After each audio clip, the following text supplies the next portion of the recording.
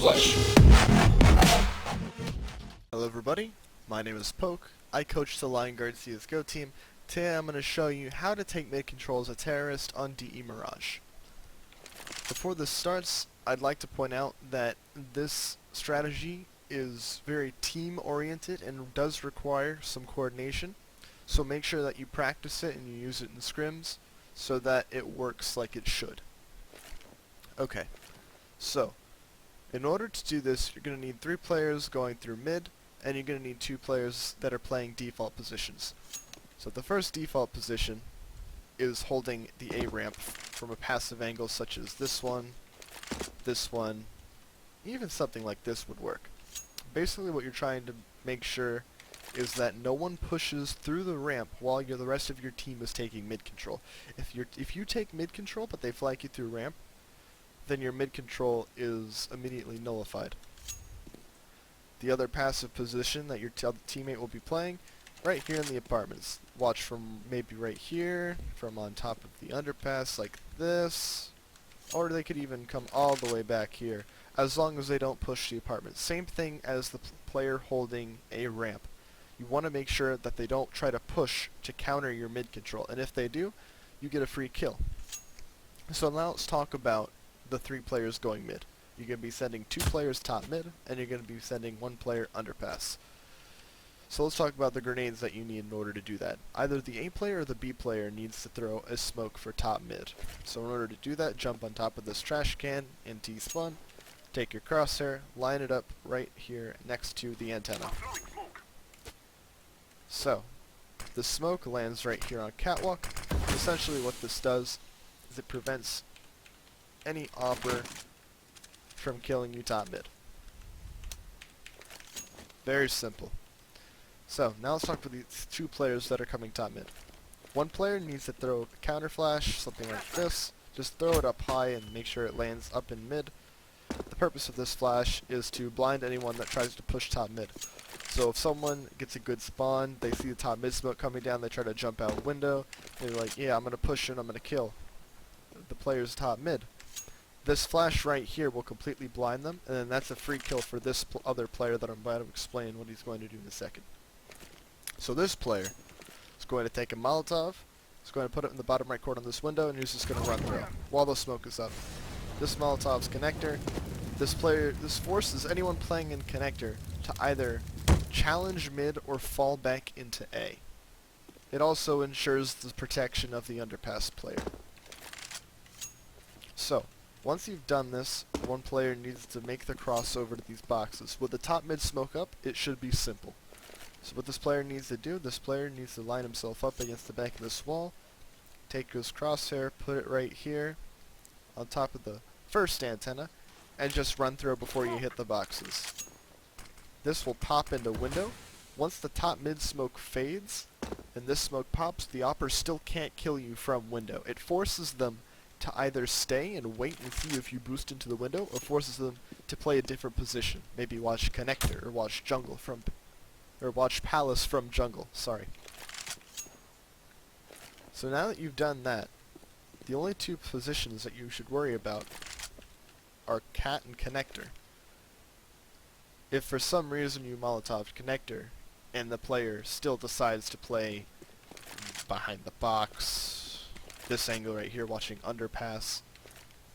So after you've thrown those grenades, your teammate should be advancing into mid like this, making sure that no one's pushing window after the smoke fades, watching cat, make sure no one's pushing cat, making sure no one's playing aggressively in the connector. And while the top mid players are doing this, the underpass player is going to be working his way through the underpass, seeing if he can help get some sort of pick, maybe someone overextending a window or connector. Now there are 2 ways that the underpass player can go into underpass. The first way is just by having his gun out, just playing very passively with good crosshair placement, making sure that if anyone pushes, that they get the kill. When you're playing slower, this is probably the better way to do it, but if you want to go for a fast mid-take, you just start running, You just bounce the flash right here off the wall, just right click, and boom, you peek with the flash. Anyone that's pushing is blind, get a free kill, and then you just start jumping around, and then you start walking, try to look for a pick. Maybe an Opper peeks window, you kill him, and then you come up to this position. When you're at this position, you need to do one of two things. You either need to shoulder peek this position right here, or you need to just jump across, because 9 times out of 10, a player is going to be somewhere in the connector stairs area. And this is a very common spot. You should make sure that you're either going to pre-aim it or you're going to shoulder peek it for the information. Very important that you do that. An important smoke that needs to be thrown, if you don't find any picks, is that you can just come up right here and aim your crosshair right above these wires inside of the connector wall and just throw. This bounces off the wall and it smokes connector. Now with this smoke, not only can you go up catwalk and split B, but you can also walk around the smoke, jump up connector here, see if you can pick anyone off that's playing on A in an exposed position. 9 times out of 10, they won't expect it, and you'll get a free kill. Yeah, occasionally a player will watch it, but most of the time, it should guarantee you a free kill. So, basically, after you've thrown all of these nades, you either have control of middle, or you've taken aim duels middle, and you've gotten trade kills, and maybe it's a 4 versus 3, or a 3 versus 3, or 3 versus 4. Now that you have control of middle, not only can you split A through the connector and split B through catwalk, but you also dictate where the CTs can and cannot rotate. That means that the CTs have to go all the way from the B site, and they have to go through market, they have to go all the way through CT spawn in order to retake a bomb site. That takes a really long time, so that gives you time to set up in good post-plant positions after you've gotten the initial entry frags. If you get a pick early while trying to take mid control, so let's say we're working mid, we just do the connector molly, and we catch someone out pushing cat, we get a really fast kill, it's a 5 versus 4, what you should do if you get a pick right off the bat is you should immediately fall out of mid, group up, and hit a bomb site. If you get the pick and still try to stay in mid, you're going to get caught off guard by a CT trying to make a play because they're down in numbers. I've seen it happen both in amateur level matches and professional matches. Teams will still try to take mid control even after they've taken an advantage in the round, and then they'll just throw it away because they're still trying to take mid control. So to review really quickly, 1 player at the ramp, 1 player at the apartments, smoke top mid. As this is happening, 2 players come towards top mid, 1 flashes,